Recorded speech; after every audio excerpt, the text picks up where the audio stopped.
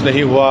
जो जनता उम्मीद कर रही थी कि उनके तकालीफ मसाइल हल होंगे, वो नहीं हुए और कांग्रेस में अंदरूनी झगड़ा चलता रहा और फिर कम्युनलिज्म बढ़ता गया। यहाँ पर अल्पसंख्यक समाज हो या जितने 32 बिरादरियाँ हों, उनका कुछ नहीं हुआ। तो ऑल इन ऑल बहुत से मुद्दे हैं। बीजेपी का कम्युनलिज्म है, बीजेपी का मेजॉरिटेरिज्म है, बीजेपी का एक बर्ताव आप देख रहे हैं पूरे देश में किस तरीके से वो कर रहे हैं। ये सब चीज़ें, सब मुद्दे रहेंगे इस विधानसभा। नहीं, देखिए सभा में कितने लोग आते नहीं आते, इसका ये नतीजा नहीं निकाल सकते आप कि इलेक्शन कैसा लड़ेगा, क्योंकि जितने मेरी सभाओं में लोग आते हैं इलेक्शन नतीजा अलग ही निकलता है। तो मेरा ये बात को नहीं मानना है। दूसरा है कि इकबाल के जो हत्या की गई है, मॉब लिंचिंग की गई है, उस सिलसिले में जमील साहब खुद जाकर कई लोगों से मुलाकात किए और अपना जो नुमाइंदगी रिप्रेजेंटेशन करना किए। अब प्रोटेस्ट करना तो काम किसका है भाई? सरकार यहाँ पर कांग्रेस की है और कांग्रेस की सरकार खुद इन हत्याओं को रोकने में नाकाम साबित हो रही है। तो अगर हम प्रोटेस्ट करते और अगर कहीं पर कुछ लॉ एंड ऑर्डर का प्रॉब्लम हो जाता तो फिर एक नतीजा निकालते कि आपने इसको अपने रोटी सेकने का मसला बनाया। तो ऐसा कोई बात नहीं है, प्रोटेस्ट होगा, माजी में भी हुआ है। जुनैद नसीर की जब हत्या हुई थी, आपको याद दिला रहा हूँ मैं, सबसे पहले कौन गए वहाँ पर? कोई कांग्रेस की नेता तो नहीं गई, वहाँ के कामा के जो मोहतरमा विधायक हैं वो नहीं गई। मैं गया वहाँ पर जमील साहब के साथ, जावेद के साथ, इमरान साहब के साथ। तो ऐसी कोई बात नहीं है, हम लोग मेहनत कर रहे हैं। मुझे यकीन है कि हमारी टीम और अच्छा मेहनत करेगी। जाहिर है पहली मर्तबा लड़ रहे हैं इलेक्शन, तो थोड़ा बहुत 19-20 का फ़र्क होगा, उसको पूरा कर ले। काफ़ी कुछ कम्युनिकेशन गैप भी आपकी टीम के अंदर नज़र आता है, चाहे वो मीडिया को लेकर के हो, चाहे आपसी बातों को लेकर के हो। अब मीडिया प्रॉपर्ली नहीं मिल पाती है, नहीं मीडिया उनके जवाब दिए नहीं मीडिया को लेकर जमील साहब को फ़ोन किया जाता है, जमील साहब फ़ोन नहीं उठाते हैं और कोई रिस्पॉन्स नहीं मिलता है। जावेद साहब को फ़ोन करके पूछा जाता है, उन्हें ये कहते हैं कि साहब मुझे जयपुर के प्रोग्राम के बारे में।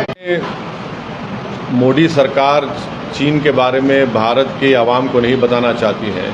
वो पेंटागन की रिपोर्ट में आ रहा है कि कैसे चीन जून 2020 में जो हमला हुआ था, जिसमें हमारे 20 सिपाही एक कर्नल की मौत हो गई थी, उसके बाद चीन ने कैसे वहाँ पर अपने कब्ज़े को बरकरार रखा, कैसा चीन वहाँ पर पोंगसोंग सू लेक के पास एक ब्रिज बना रहा है, डोकलाम के पास चीन क्या कर रहा है।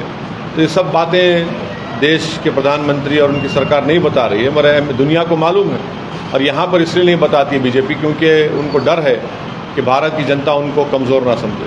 मगर चीन हमारी ज़मीन पर आज भी कब्जा करके बैठा है। वैसे साहब एक चीज़ हो रही है, कांग्रेस की तरफ से ये आप पर इल्ज़ाम है कि हैदराबाद के अंदर एक मुस्लिम लड़की की मर्डर हो जाता है, उसका भाई उसका मर्डर कर देता है क्योंकि वो गैर मुस्लिम से शादी करती है। आपकी पार्टी, आप लोग उस जो मर्डर करता है उसके सपोर्ट में खड़े होते, क्या कहना चाहिए? झूठ है, बकवास है, बकवास है। बताइए, मैंने तो पब्लिकली उसका कंडेम किया मर्डर का। क्या कांग्रेस बाबरी मस्जिद के बारे में क्या राय है उनकी? मुंबई की सड़कों पर जब इंसानियत का कत्ल हो रहा था तो कांग्रेस की क्या राय है? क्या कांग्रेस शिवसेना को सेकुलर कहती है? क्या कांग्रेस नहीं जानती श्री कृष्णा कमीशन में क्या कहा गया? ये कांग्रेस पार्टी है जो, अगर आज इस देश में अल्पसंख्यक समाज अगर तकालीफ, मसाइब, गुर्बत और उनके इलाक़ों में, उनके बस्तियों में जो डेवलपमेंट नहीं होता है, तो ये कांग्रेस की देन है, फसादात कांग्रेस की देन है। तो ये कहाँ पर कौन सा ये बात कर रहे हैं हैदराबाद में? मेरी स्पीच है, बाज़ाब्ता मेरी स्पीच है, मैंने कंडेम किया उसको। तो ये झूठ बोलना इनकी आदत है, फितरत है। तो कोई बात नहीं, हैदराबाद नतीजा देखेंगे।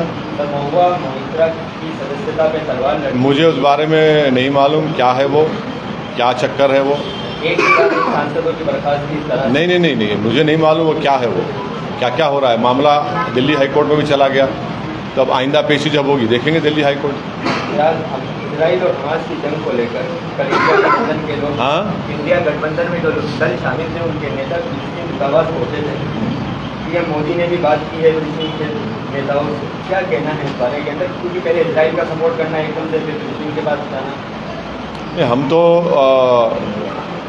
हमारे देशवासियों से बताना चाहेंगे कि महात्मा गांधी ने ये कहा था कि फ़लस्तीन अरबों की ज़मीन है, जिस तरह अंग्रेज़ों की ज़मीन इंग्लैंड है, जिस तरह फ्रांस के लोगों की ज़मीन फ्रेंच लोगों की ज़मीन फ्रांस है, ये गांधी ने कहा था।